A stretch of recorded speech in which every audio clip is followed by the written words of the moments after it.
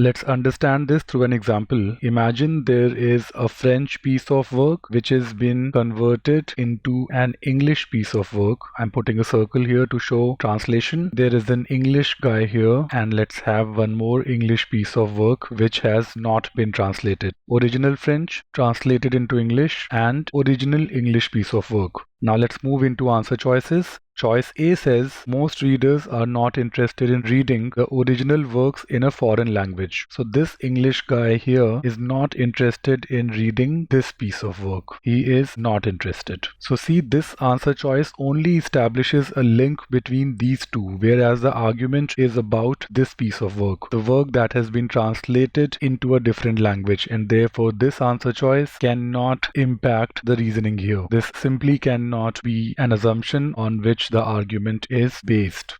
Look at answer choice B. Choice B is concerned with the ease of translation, which is beyond the context of the passage. The argument is about readership. It is not about the ease of translation. Answer choice B is probably the worst of the 5 answer choices. This can be very comfortably eliminated.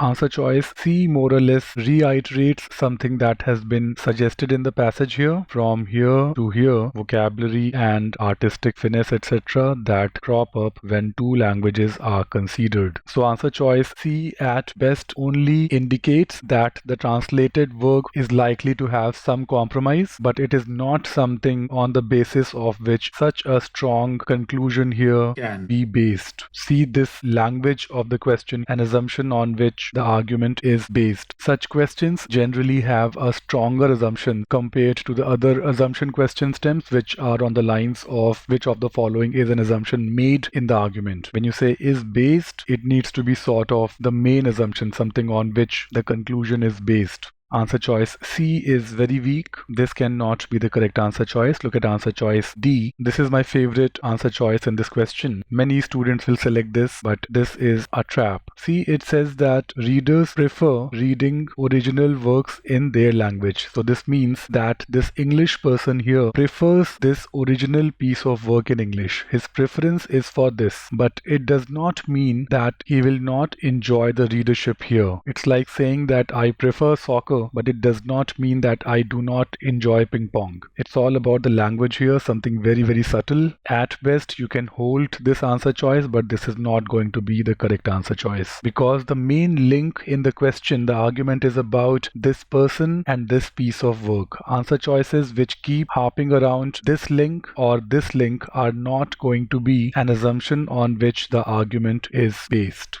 A very, very interesting question, this one. Look at answer choice E now. A translated work that does not reflect the essence of original poetry. The buzz phrase here is does not reflect the essence of original poetry. This is a part of the premise. It says it can never reflect the essence of original poetry. So a translated work that does not reflect the essence is not worthy of reading. The argument has established that the translated work cannot reflect the true essence of original poetry, and yes, if such a work is not worthy of reading, then the argument makes complete sense. If for this guy, this translated piece of work is not worthy of reading because of whatever reason mentioned, that since it is a translated piece of work, the essence has been lost, and any piece of work whose true essence has been lost in the process of translation is not worthy of reading, then it cannot enjoy great readership. See, this answer choice attacks the link here, the main link between this English person and the work translated into English. Makes great sense. E is the correct answer choice. If at all you want to apply the assumption negation test, I personally always advise to do it only when you really need it, because it takes time and it is a bit risky. Risky for two reasons. One, it takes skill to negate properly, and two, not everything that on being negated negates an argument is a valid assumption. Nonetheless, let's negate this and see. Its negation would be that a translated work that does not reflect the essence of original poetry is worthy of reading. So if the translated work, despite losing the essence of original poetry, is worthy of reading, then see, this argument, this conclusion goes haywire.